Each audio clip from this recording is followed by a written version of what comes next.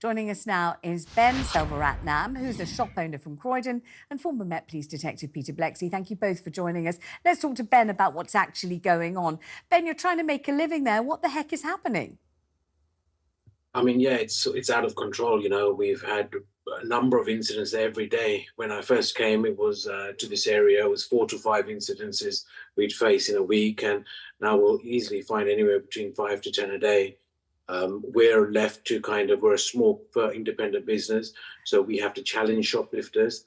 And when we do that, it can go either way. They can hand it back, or it can get violent. You know, I've had staff spat on, abused. I've been bottled, attacked. Wow. Sometimes you come into work and you don't know what kind of day it's going to be, and it's very disheartening. And we've had a number of staff leave because of this. Describe the sorts of things that have happened, let's say, in the last week alone, so that we get a picture of what it's like. So you open up your shop in the morning. Give an example of the sorts of occurrences that you're having to deal with on a daily basis.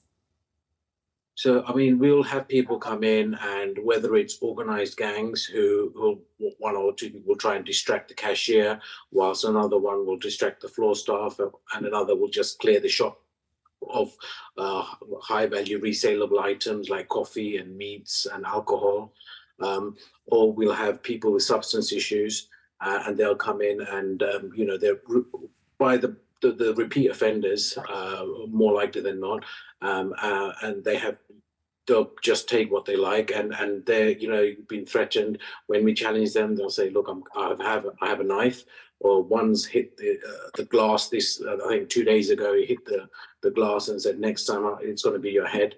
And we're used to close at 11 o'clock, like most other stores, convenience stores in London.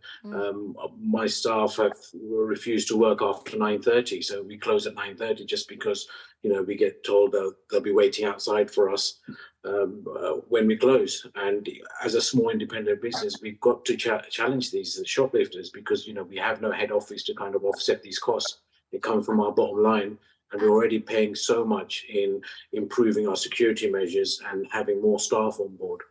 And do you call the police when it happens, or is it not worth calling them even?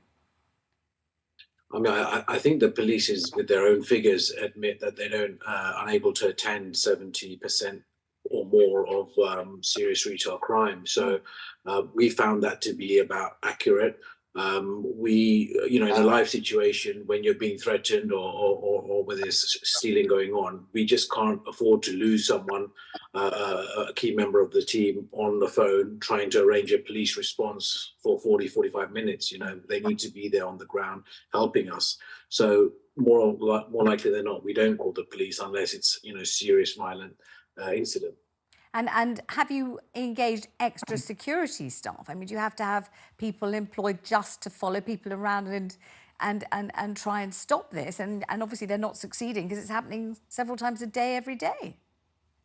Yes, I mean, at the moment, our butcher, when he's not serving customers, he's there manning the security, the camera, CCTVs. We keep extra staff where we don't actually, the business doesn't need it because we're not that busy, but we keep it just for reassurance for the team members. So this all impacts the bottom line, and it's really make it, you know, it's not financially viable to continue, but we're stuck between a rock and a hard place. Do you consider packing it in? I mean, we did have the business up for sale last year, and a couple of interested buyers came.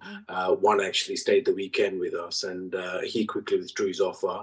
And the other company, once they saw the running costs of how much we would have to spend on extra staff, on the security measures, they just didn't feel that it was a business that they were prepared to take on. And very sorry to hear it. Let me bring Peter Bleksley into this. Peter, I mean, it really does sound like a lawless state, doesn't it? If police can't do anything about burglaries to people's personal dwelling houses, and police can't even attend the majority of, you know, pretty violent shoplifting incidents, what on earth's going on?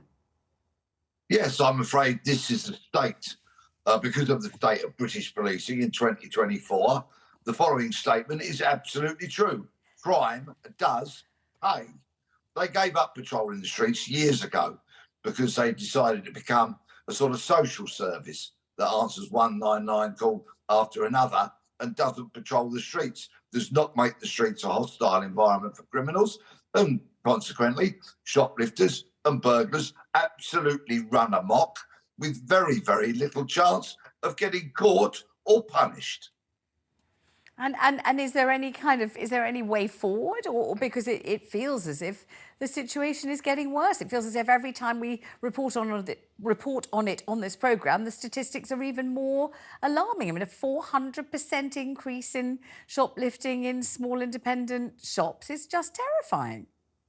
It's absolutely appalling, and it's a stain and shame upon our police, who, of course, will tell you that they're too busy doing other things. The fact is, if there's no threat, harm or risk immediately with any crime, they're not going to attend. Highly unlikely. And part of the problem is that we have a breed of chief police officers now who couldn't tell a burglar from a bunion and couldn't tell a shoplifter from a starfish, because they've not really done it on the front line. They're very good at writing dissertations on reflective practice and eating buffets, but when it comes to being a frontline police officer, they have very little experience of it. They've abandoned the public and the streets so that the criminals run amok, and British policing has got to decide what it's there for and what it's going to be.